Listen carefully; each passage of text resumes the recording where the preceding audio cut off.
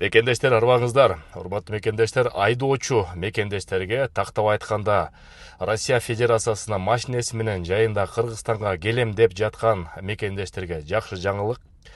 Бардыгыбыз билебиз, былтыр Россиядан келатканда үй бүлөсү менен Кыргызстанга кирердин астында чет элдик номер экен деп Кыргызстанга Россиянын номери өзүнө катталбаган машинелерди киргизбей койгон учурлар болуп, көп мекендештер абдан кыйналды эле. Ал 2 жылдан бери уланып келатат. Андан кийин жогорку кеңеште жаш, абройлуу, активдүү болот деген депутатыбыз бар, вице-спикер, ошол тема боюнча жакшынакай маселе көтөрдү. Азыр угуп коюңуздар, андан ары сөз уланталы. В связи с действием постановления Кабинета министров номер 261 и установленными ограничениями на въезд в Кыргызскую республику на автотранспортных средствах с иностранной регистрацией у граждан Кыргызской республики, проживающих и работающих за рубежом, возникает затруднение при посещении Родины. В этой связи возникает вопрос, есть ли возможность рассмотреть внесение изменений или дополнений в действующий порядок, предусматривающих особые условия въезда для граждан Кыргызской республики, постоянно или временно проживающих за рубежом, позволяющих им временный ввоз автотранспортных средств при соблюдении определенных требований, например, ограничение сроков пребывания транспортного средства на территории Кыргызской республики. Обязательство обратного вывоза в установленный срок или подтверждение факта проживания или трудовой деятельности за рубежом.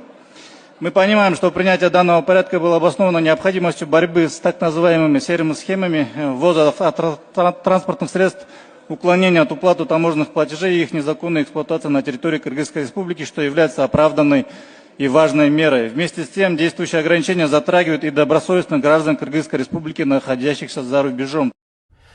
Эми токот жери муну тактап айтканда, Кудай буйруса бул кичинекей түзүктүү мыйзам долбооруна кирип калса, анда Россия Федерациясына машина менен үй бүлөбүз менен келе беребиз. Себептен жайында билеттер абдан кымбат.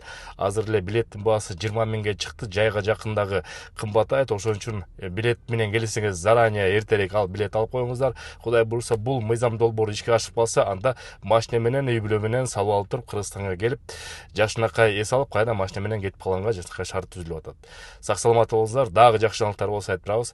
Көрүшкөнчө мекендештер. Көптөн күткөн долбоорлордун бири мекендештер. Атайын сиздер үчүн Бишкек шаарынан Батырлы болом деген мекендештер үчүн биринчи төлөмү жок. Айына болгону 59 миң рубльдан баштап 5 жылга чейин рассрочка батыры сүйлөштүк.